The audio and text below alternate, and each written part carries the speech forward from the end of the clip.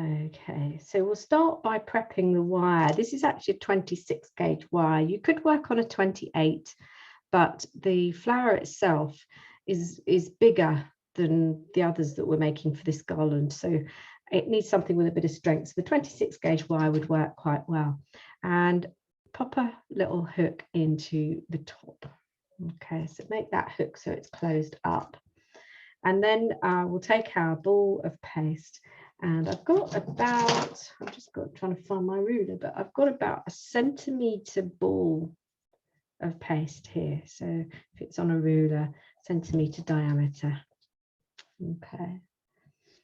And we'll just give that a good warm up so there's no cracks in it. And if we then make that have a point at one end, so create a little teardrop or cone shape, like so. It's important that your paste is warmed up, because if you've got cracks in it, it's going to show as you start to create your petals. So I'm going to put a decent amount of corn flour onto the 5-sided part of my tool. I'm going to push that into the center of your cone. It's going into about halfway. And we'll just press against the outside just so we can get the grooves. I noticed as well, because I know sometimes that it's difficult to get the petals even sized. If you notice when the tool goes in that you've got the tool more over to one side than the other, just push on the opposite side so that when you look down the tool, you can see that that is fairly central. That might help you a little bit with getting those even petals. And then we're just going to open up and just by cutting, just cut the petals. Just keep your scissors in the same position while you do this. So I'll open these. Gone to about halfway, and now I've got something where the petals are already quite squared off, elongated, and we don't really want to square these off by much because periwinkles are fairly straight-ended. So rather than pinching, we could do a little bit of work here, but I really don't want to round those off. And then we'll help it a little bit by turning. So you've got your thumb underneath the flower, your finger on top, and just press to flatten. So you're going to end up with a blossom that's quite squared off. These would look quite nice just on top of a cupcake like this. And then we're ready to either use a cocktail stick, or if you've got the equivalent of a silk veining tool. So this is by Gem. So it's got a smile tool on the other side, or they do sell, you can buy ceramic ones of these as well. So a little corn flour onto my finger. I'm left-handed, so the petal is going to be placed onto my right index finger. But if you are right-handed, you might want to have the flower on your left hand.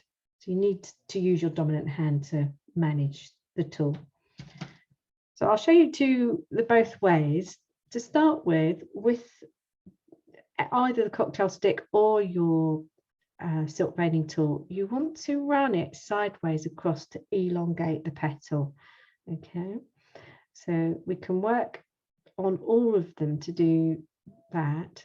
So it's probably elongating it by about half again.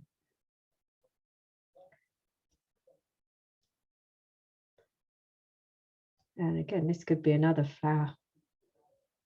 Try not to use up all the thickness of the paste to do this. And of course, your texture is going to be completely wrong at this stage because it's sideways. So that's the start of your petal.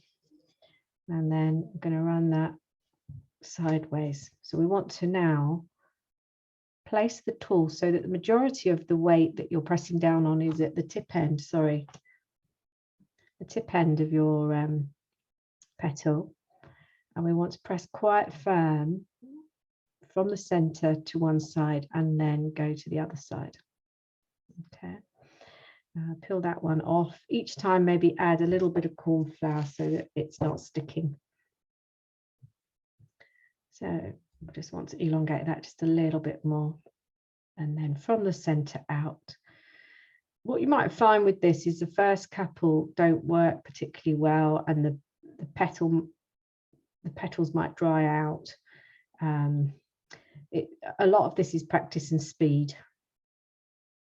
Okay. So if you feel the need to elongate more, add more cornflower. And just treat each petal in turn. So pressing down and rolling.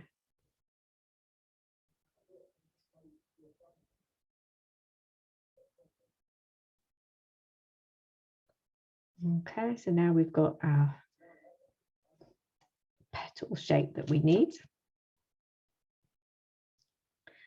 Now I'm going to kind of run, what I want to do is kind of tease out just a little bit in the center. I don't want to pull the petal off. And then we can go back in with our 5-sided tool. And this time line the ridges up so that they touch the center of the inner part of each petal.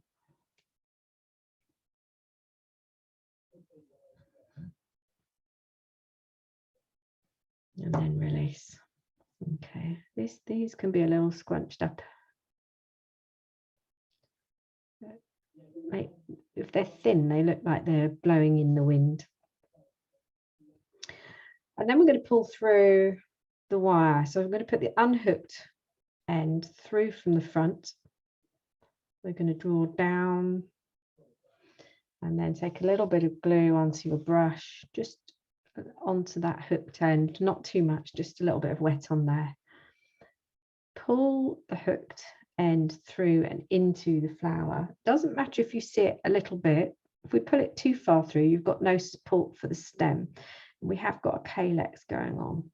And then if we take our finger and thumb and just roll or press to elongate the stem at the back, and a final bit of shaping so they look quite nice if they are tipped up and maybe curled back just a little bit. Okay, now this looks the completely wrong color for my flower, but once I've added my bluebell shading and a little bit of white in the middle, then that will work. This flower has dried out quite a bit, so I'm feeling like I want to do a bit more work on the petals, but I can't because they'll break. Now the very last thing, and this can be done by hand, you can make your own, or if you have just either a bobble head or a seed head stamen. I'm going to get a seed head one here. Just take one end off so that it's maybe only got a stem of about 1 centimetre. And then we'll get this popped in. Now you don't need any water for this or any glue for this because you've already got glue in there for the hook. So we'll just drop the stamen into the middle. And it's inset, so it doesn't really stick out at all. Very last thing, actually, I have one more thing I want to show you, and that is we're just going to take our straight small craft scissors and cut in the markings of a calyx. So we're going to cheat, we're not going to put a calyx on there, we're just going to cut in. So what I've done is actually faced the scissors towards the bottom end of the stem and rest it on top of the base here where the sugar is, and just close the scissors up a little bit. You're only making a mark, you're not cutting through. And that is your periwinkle. Now on the arrangement, there are 3.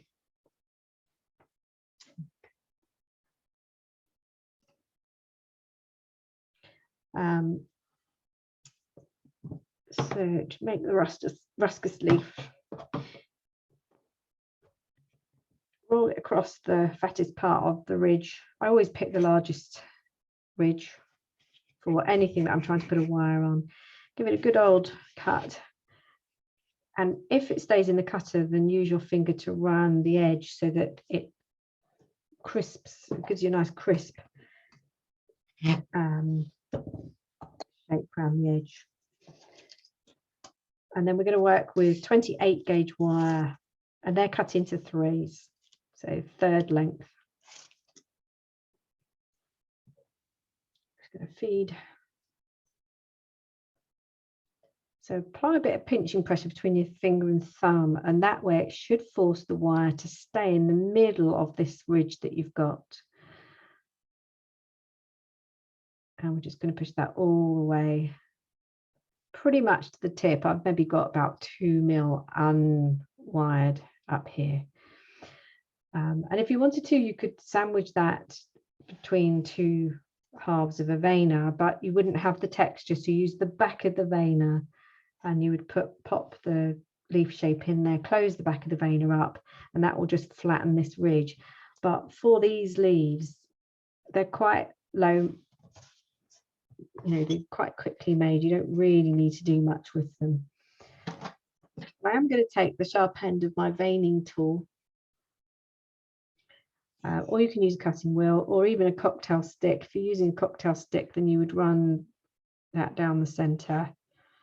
Just hold the cocktail stick horizontally so you don't scratch it or make it pucker as you, or tear as you draw the line down. So you've just got a central line in there. They are slightly curled back, but there's not a huge amount of movement to the ones I've made. And then just between your finger and thumb, you can close up the sides of the leaf slightly, just to give it a bit of movement.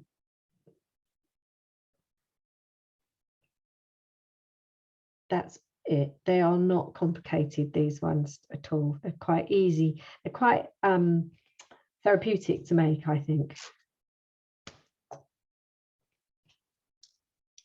Okay. And then we're going to put a twist of tape at the base, just so that we can't see the wire when we put in. And we'll leave those to dry a little bit, and we'll come back to the colouring. So we're making about 19 for the garland, if or less if you want to. Okay, so in my little palette here, I've got some, this is cornflower blue, and I've got some moss green, and the other colour I need to find in a moment is the black, because on the ruscus we want those to have a bit of a deeper shade as well in the centre. So I'm just going to start by colouring the flower, which is predominantly cornflower blue. If you want it a little bit paler, then you can use a little bit of pearl white, which I've just got some loose white or pearl white, which we can just add onto a separate piece of tissue, and then work your blue into there so it's not so strong.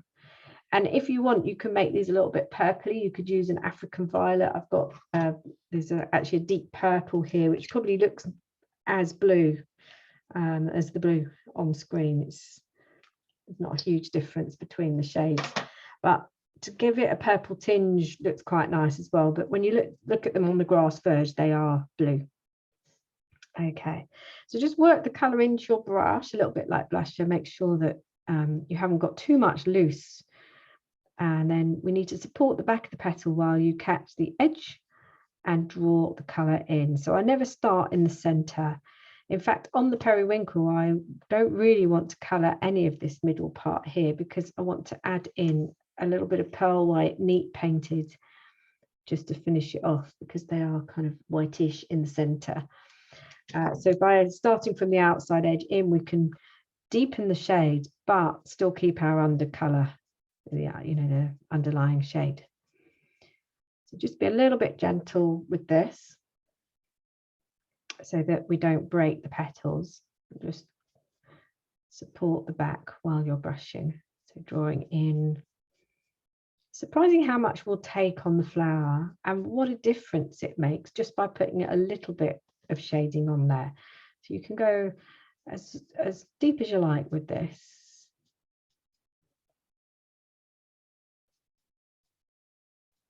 I can feel my petals, they are still moving. I do need to be careful because they're not supported by wires at all, only that wire in the middle. So they are fragile, even though they're a bit drier.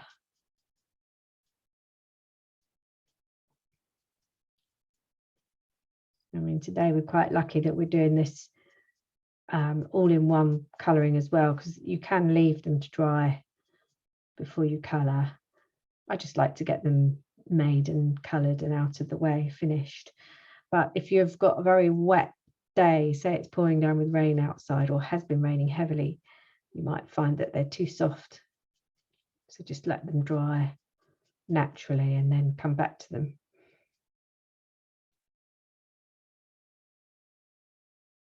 So already just with a limited amount of colour on there, they've gone from this to this. It's quite a difference. And we're definitely looking more periwinkle now. Come back into that pale blue, the pearl white mixed with the cornflower blue, touch of African violet or deep purple.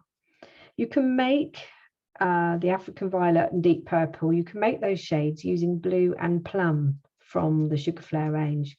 So you don't have to buy all the shades, you just buy the main colours, and then you can add a little bit of this shade and that shade to make the other intermediate colours. So just catching a little bit on the back as well.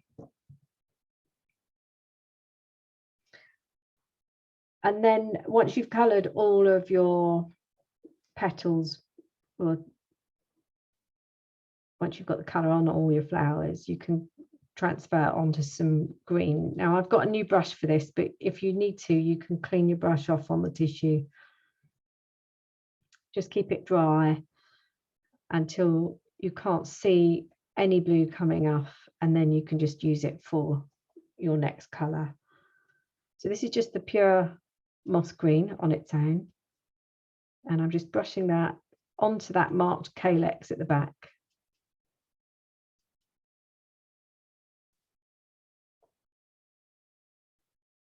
So cheats calyx, you could make one and stick it on.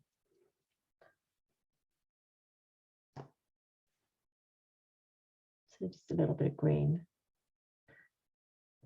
My last bit that I need to do on there is take a little bit of my pearl white or white, and I've got some clear alcohol, just gin or vodka in here. Ooh, and a dirty brush, that's no good. So let me just clean that off, just getting that into some water and just wiping it off onto my J cloth, because we don't want that, a different shade. I had a bit of pink on there. So just catch a little bit of that white onto your brush, and you've got your stamen in the center as well, so you can catch the stamen at the same time. All I'm doing is painting, just dotting around the center. And then if you go back into the paint and touch the stamen in the middle, just to make that go a bit more pearl white as well. So it's very subtle. When that's dried, it'll show a little bit more. If you have to overpaint, just watch out, because if you do try and paint it while it's wet, sometimes it lifts off, but you could go back round. So I'm just literally dotting all the way around the center. It's not even, and then catch the center in the middle, the stamen in the middle. Okay, so that's your periwinkle, and I'll show you in a second. I'll just get some black for the ruscus. So when you've finished use your green on the back of all the periwinkle flowers, you can use the same brush, just add moss green, touch of black. It's mostly moss green to start with. And if you can be quite liberal with this. I'm not worrying as much about the loose petal dust, because we want a decent amount of colour to go onto the leaf. When the garland is put together, we can steam the whole arrangement, and that will set the loose colours. A little bit on the back. So that's pretty much just moss green. And then I'm going to take some more black and just darken that green down a little bit. And we'll catch from the bottom up. I just want to draw the colour, but starting at the bottom and working your way up the center to about just over halfway, just to give a little bit of depth to the base and center of the leaf. And of course, if you want them darker, then you can start with your mix of black and green